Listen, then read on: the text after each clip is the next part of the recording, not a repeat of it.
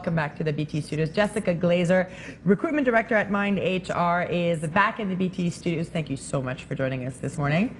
We are talking money. The very uncomfortable, nobody likes to talk about it, but we're talking about how you ask your boss for a raise. First of all, is there ever a right time? There is. When your boss is not stressed at the office, where your boss isn't running around frantically, if their personal life is what you know of isn't crazy, then that's the right time to ask. So we have to make sure the boss is in a peaceful place, which is not always easy, right? Because you have to just be attuned to what they're doing, I guess? You do, and also schedule time in order to meet with your boss to know when is a good time for them to be sitting down and concentrating on you. Because if you schedule a meeting, then they'll know, okay, well, this is when I have to talk about you. All right. Is there such a thing as a magic number? Everybody's magic number is different. If your magic number is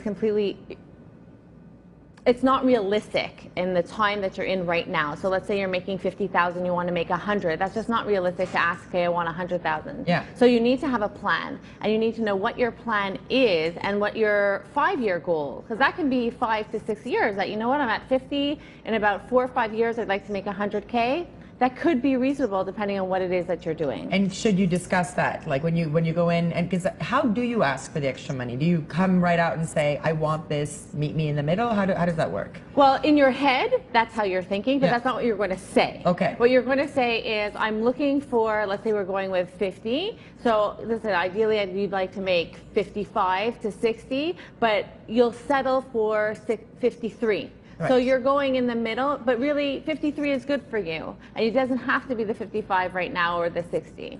Okay, and is there something or some things you should never do during the negotiations? You shouldn't be pushy, and you shouldn't make it about yourself. You shouldn't be, oh, well, I'm moving, or someone passed away, or I'm getting a divorce, or I'm having 5 children, or whatever it is. It's not about you. Well, some people have 5 children. All at once.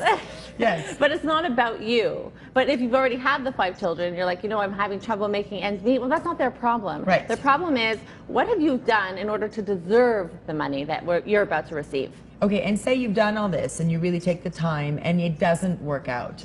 But you still have to go to work. You still have to be there every day. You still have to do your best. So how do you take that disappointment and move forward? Well, when you're going in and you're having this meeting in regards to your salary, it doesn't only have to be about salary. Perhaps there's vacation. Perhaps there's flexibility you can ask for. Perhaps because your boss, you have to think in advance what your boss might say to you. Right. They say, well, we don't have money right now. Okay, well, do you mind then if I take a few extra days instead of having only 1 week vacation? Can I have an extra 3 days, and I won't take them at the exact same time. So you have to be mentally prepared as to what's going to come next. So the compromise. Yes. So if you're not going to get the moolah, maybe there are other little perks that you can get on the side. Yes, and if you love your job, the only time we think about money is when we're starting to negotiate and when it's time for review. Otherwise, you don't think about it. You just have your paycheck and you just go from day to day. And then until you have to think about, oh my gosh, I need to ask for a raise, or the review's coming, what's it going to be? Otherwise, you're not thinking about it. True. So if you love your job, then you enjoy your job. But if you hate it, and there's other things as well that are factors to change your job, and that's when you decide to make a change. So you got to rethink it. Jessica Glazer, thank you so much for joining us. All of those good tips, of course, that's going to be on our website, btmontreal.ca.